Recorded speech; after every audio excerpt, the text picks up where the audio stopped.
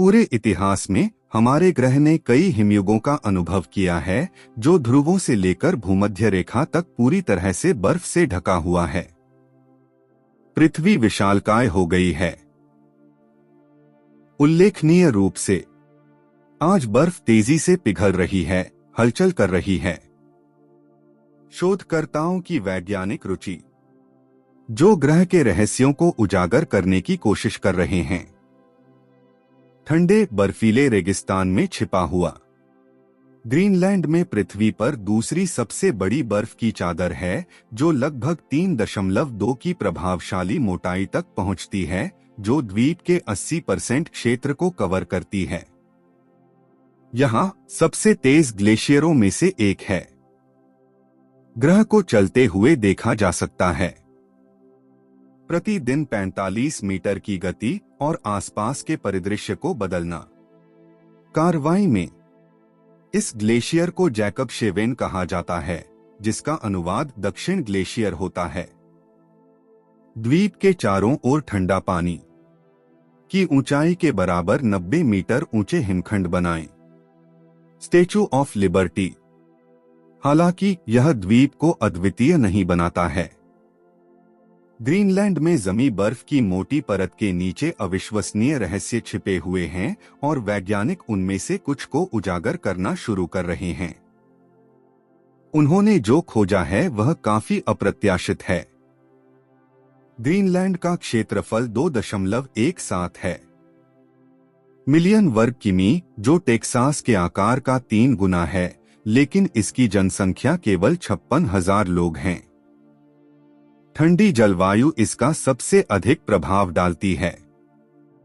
द्वीप निर्जन, हालांकि दक्षिण पश्चिम के साथ तट गर्म गल्फ स्ट्रीम धारा अधिक मध्यम तापमान बनाता है, आरामदायक जीवन प्रदान करता है, और यहीं पर द्वीप की 1/3 आबादी रहती है।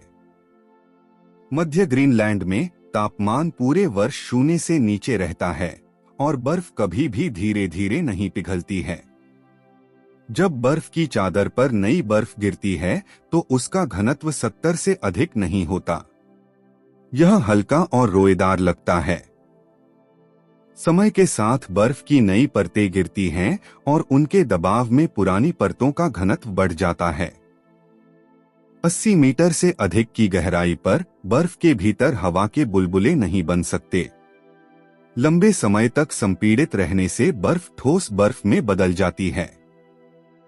कुल मिलाकर ग्रीनलैंड में लगभग 3 मिलियन क्यूबिक किलोमीटर बर्फ है, जिसके बारे में वैज्ञानिकों का मानना है कि यह सैकड़ों, हजारों या यहां तक कि लाखों वर्षों से मौजूद है।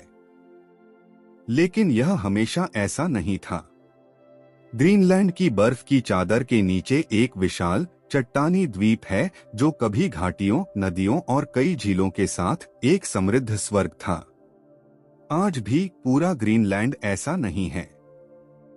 बर्फ से ढका हुआ द्वीप के दक्षिणी किनारे पर किंगवाक घाटी स्थित है, जो ग्रीनलैंड का एकमात्र वन क्षेत्र है। यदि कभी तापमान बढ़ता है और ग्लेशियर पिघलते हैं तो यह हरा नखलिस्तान संभावित रूप से द्वीप के अन्य हिस्सों में वनस्पति के प्रसार की सुविधा प्रदान कर सकता है और धीरे धीरे इसे एक खिलते हुए बगीचे में बदल सकता है।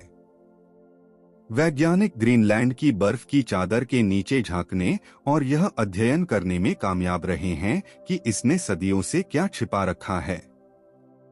द्वीप पर गहन शोध से पता चलता है कि बहुत समय पहले ग्रीनलैंड का एक हरा भरा कोना था।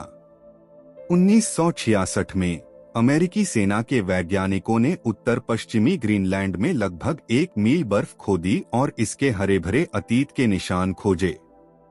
उन्हें टहनियां, पत्तियां और अद्वितीय, पूरी तरह से संरक्षित पौधों के जीवाश्म मिले।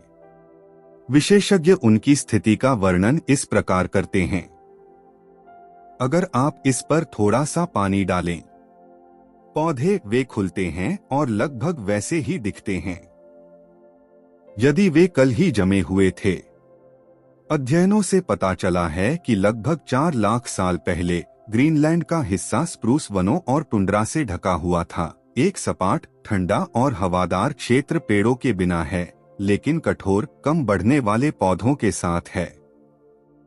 ये निष्कर्ष एक टाइम कैप्सूल के रूप में काम करते हैं, जो हमें प्राचीन ग्रीनलैंड पारिस्थितिक तंत्र में झांकने और उन सुदूर समय में मौजूद जैविक प्रजातियों का अध्ययन करने की अनुमति देते हैं।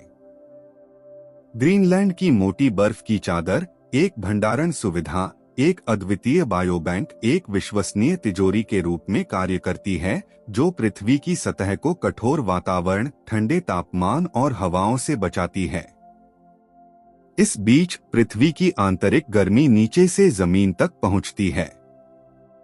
उस सुदूर समय के दौरान द्वीप के बारे में जानकारी प्राचीन पौधों के अवशेषों, पराग और ग्लेशियर के नमूनों और तलछटी चट्टानों से निकाले गए अन्य कार्बनिक पदार्थों के अध्ययन से मिलती है। लगभग 5534 मिलियन वर्ष पूर्व इयोसीन युग के दौरान ग्रीनलैंड की जलवायु काफी गर्म थी।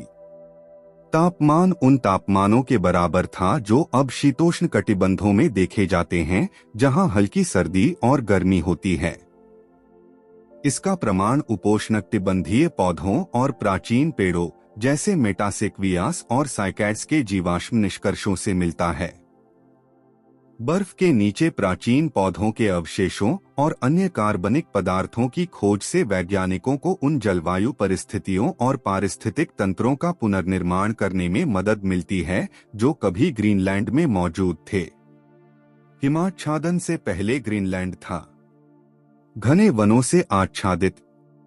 पराग के नमूने, पत्तियां और लकड़ी के अवशेष विविध वन पारिस्थितिकी प्रणालियों की उपस्थिति का संकेत देते हैं, जिनमें शंकुधारी और पर्णपाती पेड़, साथ ही झाड़ियों और घास की कई प्रजातियां शामिल हैं।